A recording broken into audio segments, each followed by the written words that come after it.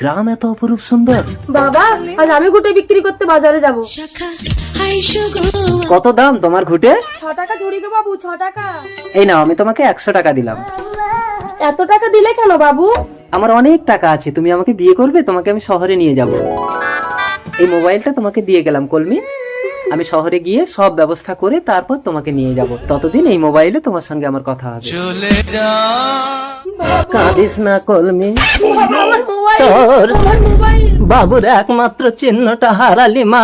না বাবা, সোহাগ রাতে বাবু আমার গর্ভে আসল চিহ্ন দিয়ে গেছে।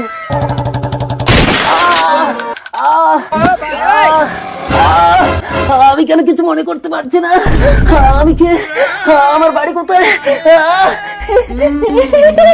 মাথায় চোট লেগে শহরের বাবু সব ভুলে গেল।